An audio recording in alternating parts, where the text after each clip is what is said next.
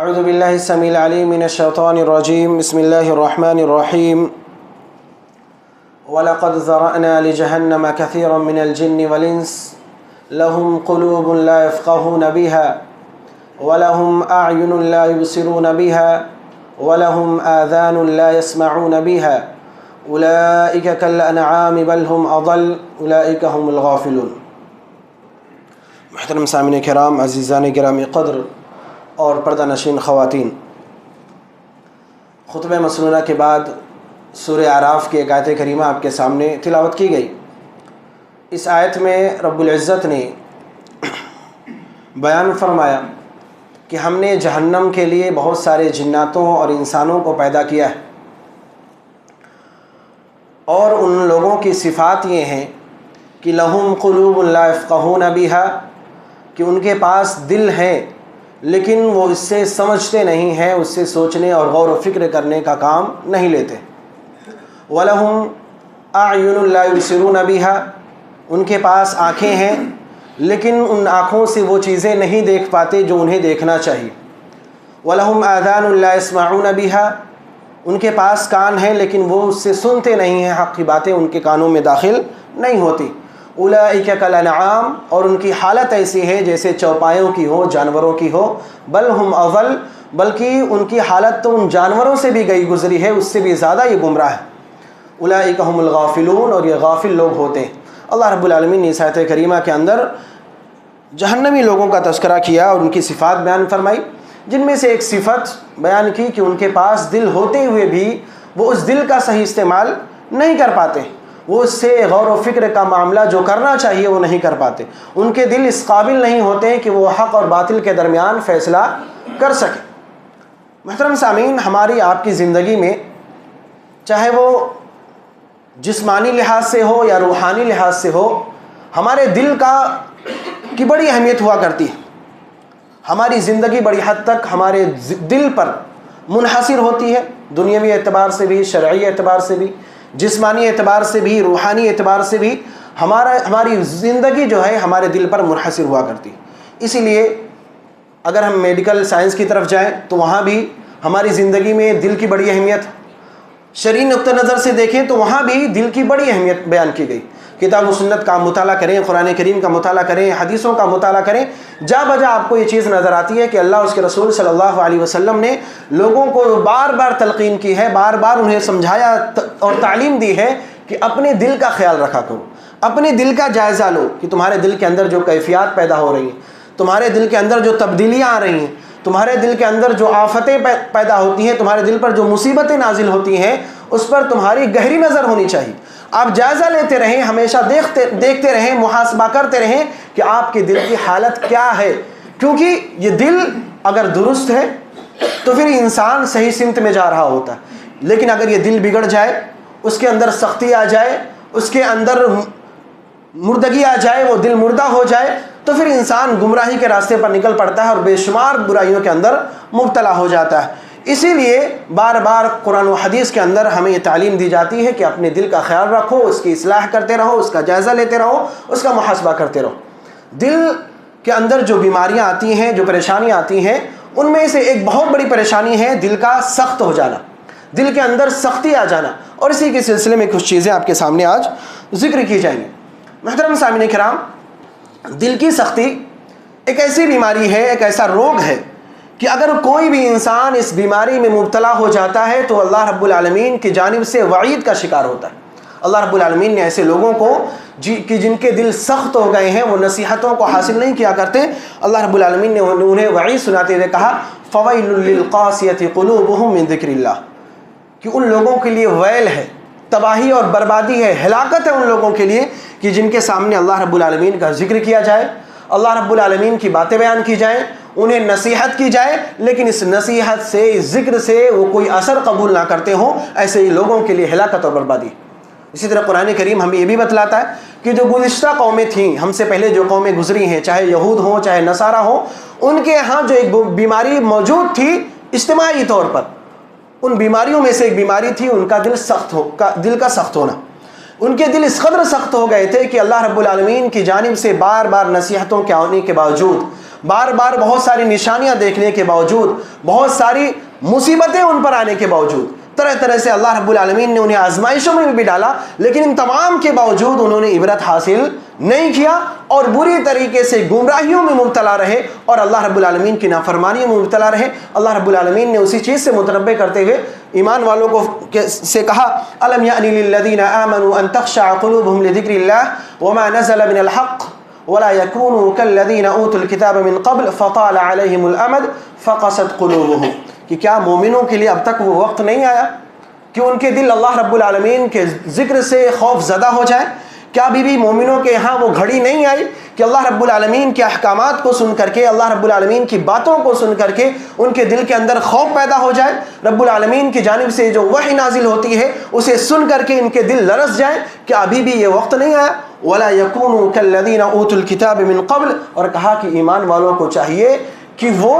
گزشتہ قوموں کی طرح نہ ہو جائیں، اہل کتاب جو اس سے پہلے گزر چکے ہیں ان کی طرح نہ بنے کہ نصیحتوں کو حاصل کرنے والے نہ ہوں۔ فطال علیہم الامد، اور جب اہل کتاب پر ایک لمبی مدت گزر گئی، فقست قلوبہم، تو ان کے دل سخت ہو گئے۔ تو اس آیت کریمہ کے اندر اللہ رب العالمین نے یہ بات واضح کی کہ اہل کتاب یہود و نصارہ کے ہاں جو ایک بہت بڑی بیماری تھی، پریشانی تھی، وہ یہ کہ ان کے دل سخت ہو گئے تھے۔ آج یہ بیماری ہمارے اور آپ کے درمیان بھی،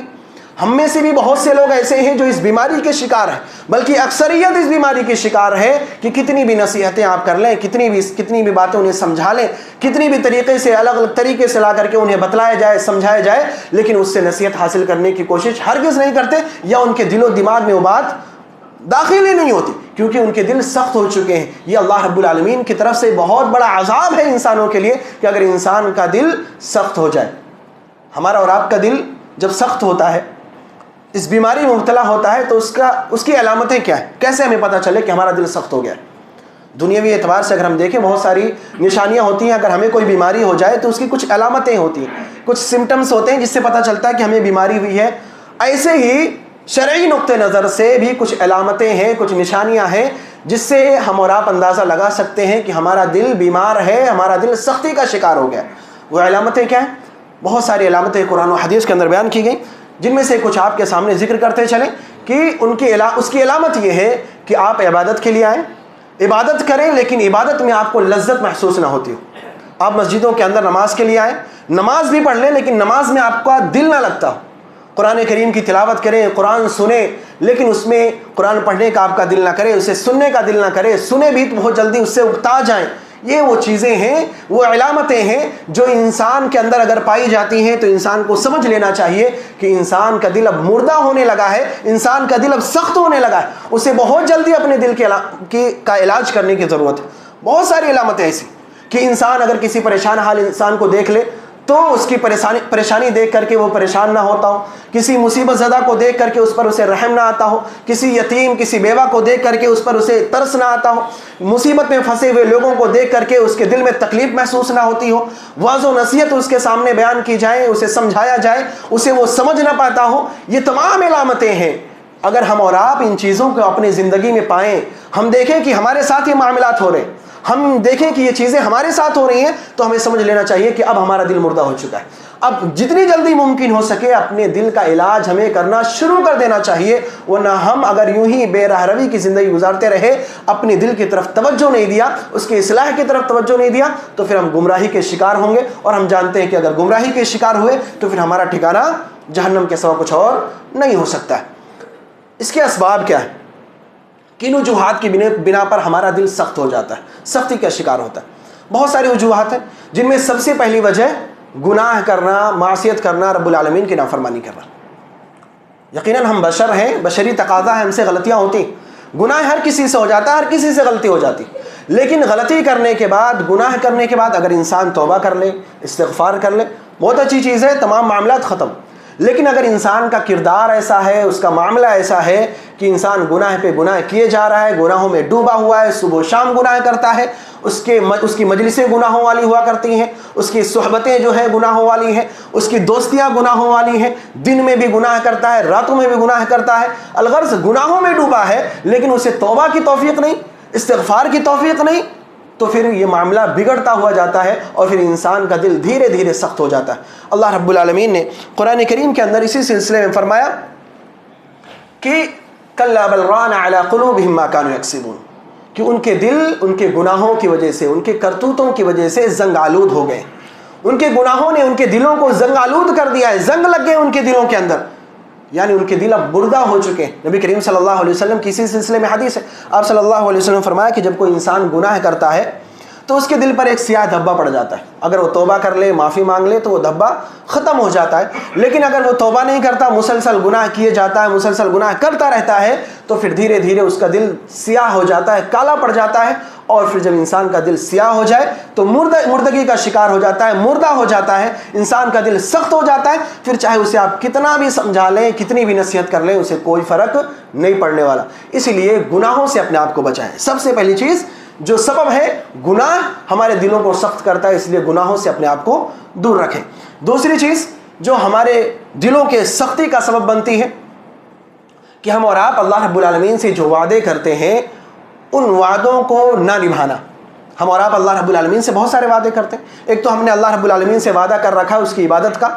اس کو اپنا رب ماننے کا، اس کی توحید کا، یہ وعدہ ہم نے پہلے سے کر رکھا ہے، اس وعدے کو بھی نہ نبھانا۔ اور اس کے علاوہ اپنی اس دنیاوی زندگی میں بھی ہم اللہ رب العالمین سے بہت سارے وعدے کرتے ہیں۔ کب؟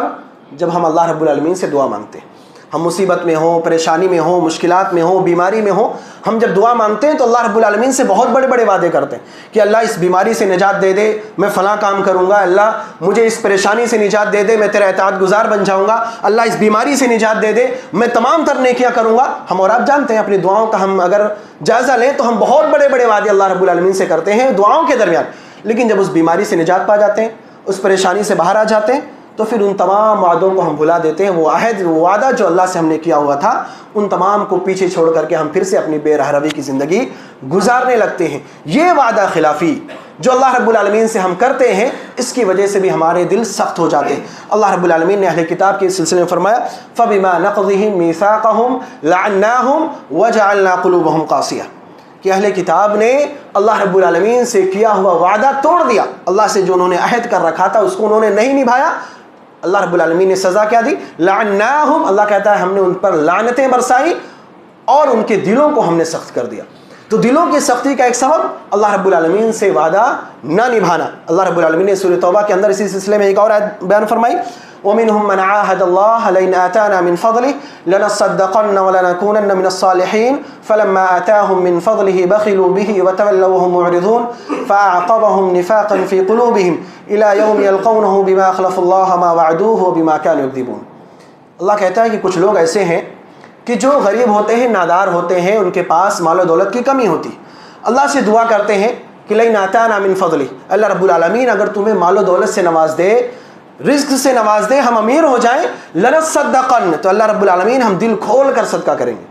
ہم اور آپ جانتے ہیں اس سلسلے میں بہت سے لوگ اس طرح کی دعائیں کرتے ہیں، کہتے ہیں لَنَصَّدَّقَنَّ وَلَنَكُونَنَّ مِنَ الصَّالِحِينَ، اے اللہ اگر تو ہمیں نواز دے تو ہم دل کھول کر صدقہ کریں گے، تیرے راستے میں خرچ کریں گے، اور صرف خرچ ہی نہیں بلکہ ہم نیک لوگوں میں شامل ہو جائیں گے، ہماری زندگی نیکیوں سے بھری رہے گی، ہم ہمیشہ تیرے اطاعت گزار بن جائیں گے۔ اللہ کہتا ہے فَلَمَّا آتَاهُم مِّن فَضْلِهِ، کہ اللہ رب العالمین جب ان کی دعا سن لیتا ہے، انہیں دے دیتا ہے، غریب تھے اللہ انہیں مالدار کر دیتا ہے، انہیں نواز دیتا ہے،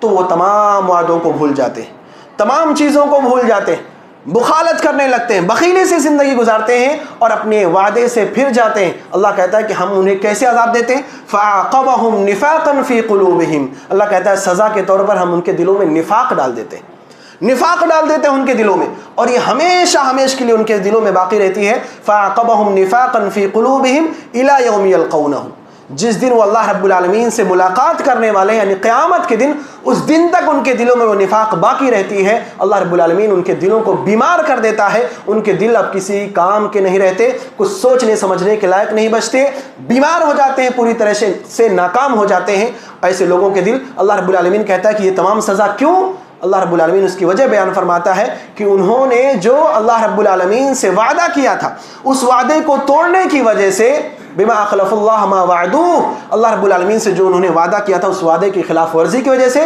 وبما كانوا یکذبون، اور اللہ رب العالمین سے جو انہوں نے جھوٹ بولا تھا، دعاؤں کے اندر جو انہوں نے اللہ رب العالمین سے جھوٹ بولا کہ اللہ یہ چیز عطا کر دے میں یہ کروں گا، اللہ مجھے اس سے بچا لے میں یہ نیک کام کروں گا، تو دعاؤں کے اندر جو اس نے جھوٹ بولا ہے اس کے سزا کے طور پر اللہ رب العالمین اس کی یہ حالت کرتا ہے، اس کے دلوں میں نفاق کو ڈال دیتا ہے اور پوری زندگی اسی کے ساتھ وہ زندگی گزارتا رہتا ہے۔ تو ہم اور آپ جہاں وعدہ کرنا جانتے ہیں وعدہ نبھانا بھی سیکھیں، چاہے رب العالمین سے وعدہ کیا ہو چاہے مخلوق سے وعدہ کیا ہو، اگر ہم وعدہ کرتے ہیں تو اسے نبھانا بھی سیکھیں، اگر ہم وعدے کو نبھاتے نہیں ہیں تو پھر اللہ رب العالمین کی جانب سے یہ سزا ہمیں اور آپ کو ملے گی۔ اسی طرح ہمارے دلوں کی سختی کا ایک اور سبب ہماری غفلت سے مراد یہ کہ ہم اپنے مقصد کو بھول جائیں، ہماری زندگی کا جو مقصد ہے اسے ہم بھلا دیں۔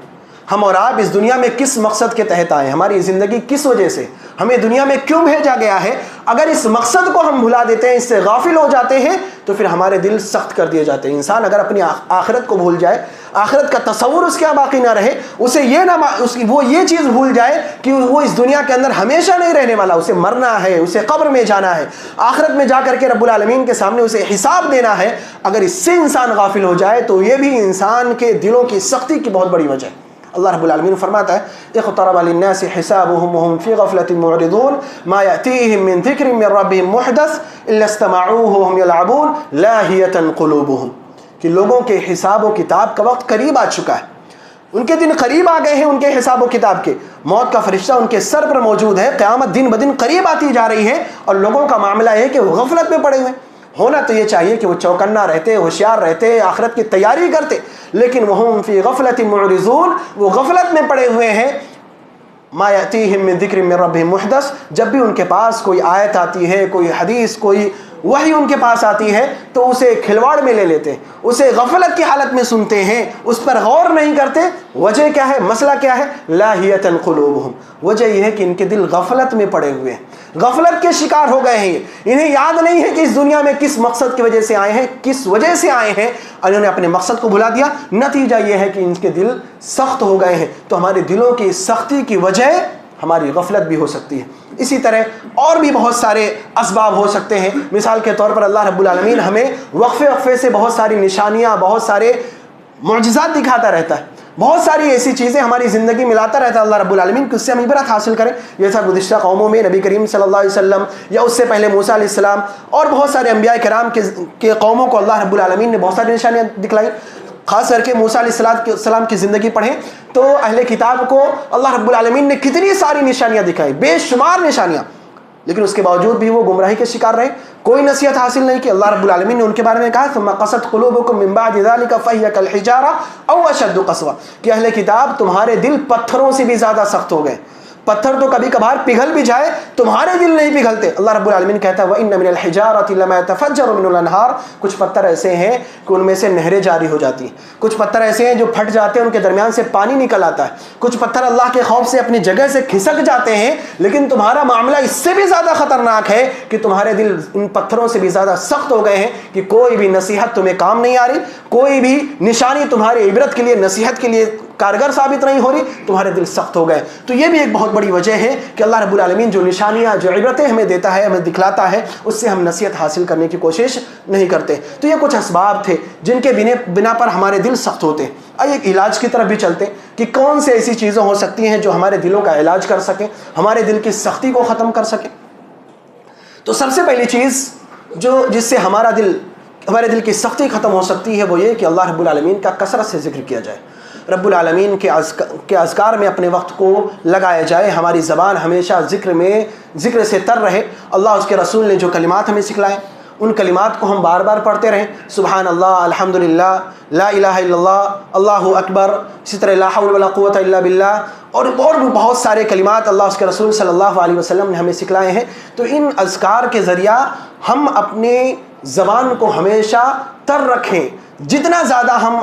اللہ رب العالمین کا ذکر کریں گے ہمارے دل کو اتنا زیادہ اطمینان ملے گا، ہمارے دل کو اتنا زیادہ سکون ملے گا، ہمارے دل کے اندر جو روگ آ گیا ہے، جو بیماری آ گئی ہے وہ ختم ہوگی۔ اللہ رب العالمین نے فرمایا الا بذکر اللہ تطمئن القلوب، کہ اللہ رب العالمین کے ذکر سے دلوں کو اطمینان ملتا ہے، دلوں میں جو بے چینی ہے، بے سکونی ہے، جو بے قراری ہے، وہ تمام کی تمام چیزیں ختم ہوتی ہیں اور دل جو ہے وہ مطمئن ہو جاتا ہے، دل کے اندر جو بیماریاں ہیں وہ ختم ہو جاتی ہیں۔ تو اللہ رب العالمین کا ذکر کریں، کثرت سے کریں، اس سے ہمارے دل کے اندر جو سختی ہے وہ ختم ہوگی۔ اسی طرح ہم وعظ و نصیحت کی مجلسوں میں اخلاص کے ساتھ بیٹھا کریں، اس احساس کے ساتھ بیٹھیں کہ ہمارا دل سخت ہے، اس وعظ و نصیحت کی مجلس میں بیٹھ کر کے اسے نرم کرنا ہے، اللہ رب العالمین کی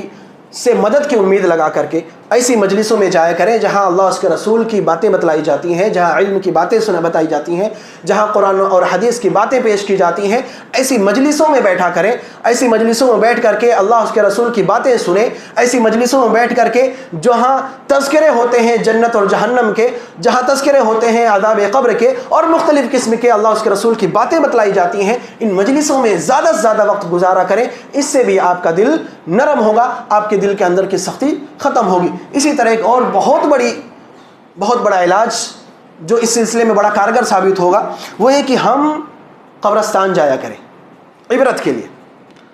کے لیے ہم قبرستان جایا کریں۔ اللہ کے رسول صلی اللہ علیہ وسلم فرماتے ہیں کنت نہیتکم عن زیارت القبور فزوروها فانها تذکرکم الاخرہ، کہتے ہیں اللہ کے رسول کہ میں نے شروع میں تمہیں قبروں کی زیارت سے منع کر دیا تھا، لیکن اب تمہیں اجازت ہے تم قبروں کی زیارت کے لیے جایا کرو، فإنها تذکرکم الآخرہ، کیونکہ تمہارا یہ عمل تمہیں تمہاری آخرت کی یاد دلائے گی۔ جب آپ قبرستان جاؤ گے وہاں موجود لوگ جو قبروں کے اندر دفن ہیں ان کے حالات پر غور کرو گے کہ وہ بھی ایک وقت تھا آپ کے ساتھ موجود تھے، وہاں پڑی جو ہستیاں ہیں، بڑی بڑی ہستیاں جن کا معاشرے کے اندر دبدبہ تھا وہ آج وہاں دفن ہیں۔ جب آپ اس سلسلے میں سوچو گے کہ آپ کا بھی ایک دن یہی انجام ہونا ہے، آپ کو بھی ایک دن یہی آنا ہے، قبر کے اندر کیا حالات ہوں گے اس سلسلے میں آپ سوچو گے تو یہ بہت بڑی چیز ہے جو آپ کو اللہ رب العالمین کی طرف لے کر کے جائے گی، آپ کے دل کے اندر جو سختی ہے اسے ختم کرے گی، آپ کے دل کو نرم کر دے گی، آپ کے دل کو پگھلا دے گی اور اللہ رب العالمین کی طرف رجوع کرنے پر آپ مجبور ہو جاؤ گے۔ اسی لیے قبرستان کی زیارت کے لیے جایا کرو، قبروں کی زیارت کے لیے جایا کرو۔ یہ بہت بڑی سنت اللہ کے رسول کی جو آج ہمارے یہاں نہیں پائی جاتی۔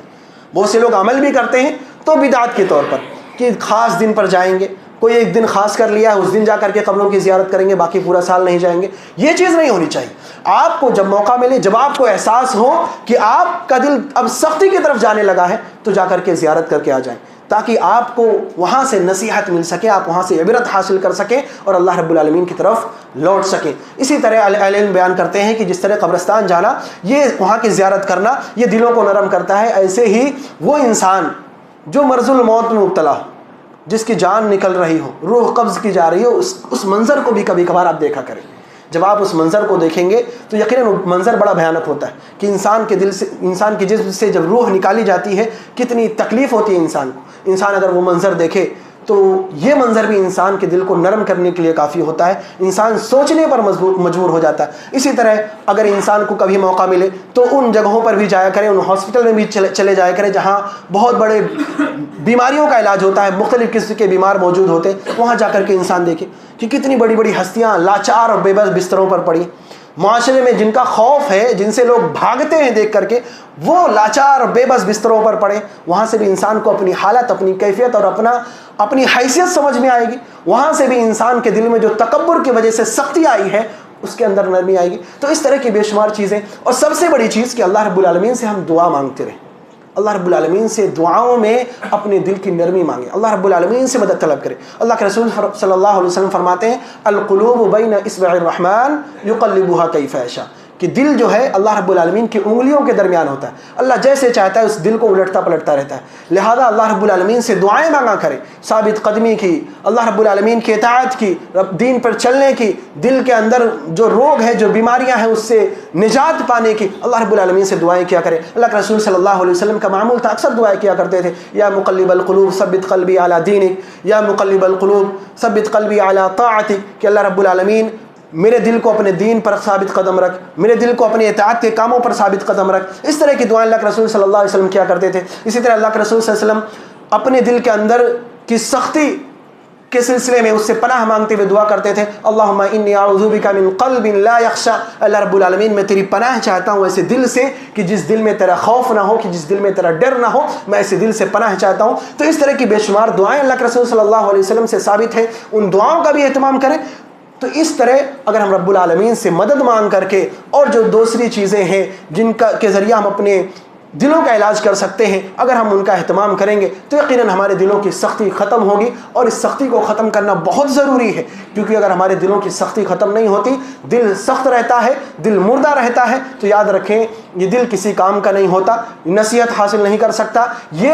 اس طرح انسان کو گمراہی کی طرف لے جاتا ہے، کیونکہ جب انسان کا دل مردہ ہو جائے پھر وہ حق کیا ہے، باطل کیا ہے، صحیح کیا ہے، غلط کیا ہے، اس میں فرق نہیں کر پاتا، پھر انسان گمراہیوں کی طرف چلا جاتا ہے۔ گمراہی میں بسا اوقات انسان کی زندگی ختم ہو جاتی ہے، لیکن کبھی وہ لوٹ کر کے صحیح راستے پر نہیں آتا۔ اس لیے ضرورت ہے کہ ہم اپنے دلوں کی سختی کو ختم کریں جس نے آج ہمیں گمراہیوں میں ڈال کر کے رکھا ہے۔ رب العالمین سے دعا ہے کہ رب العالمین مجھ کہنے والے اور آپ سننے والوں کو دل کی سختی سے محفوظ رکھے۔ اللہ رب العالمین ہم تمام مسلمانوں کو تمام طرح کی برائیوں سے، نافرمانیوں سے، غلط کاموں سے محفوظ رکھے۔ رب العالمین ہم تمام مسلمانوں کو کتاب و سنت کے مطابق زندگی گزارنے کی توفیق عطا فرمائے۔ رب العالمین جب تک ہمیں زندہ رکھ، ایمان پر رکھ، اسلام پر رکھ، اور جب ہمارا خاتمہ ہو تو ایمان پر ہو۔ آمین۔ تقبل رب العالمین۔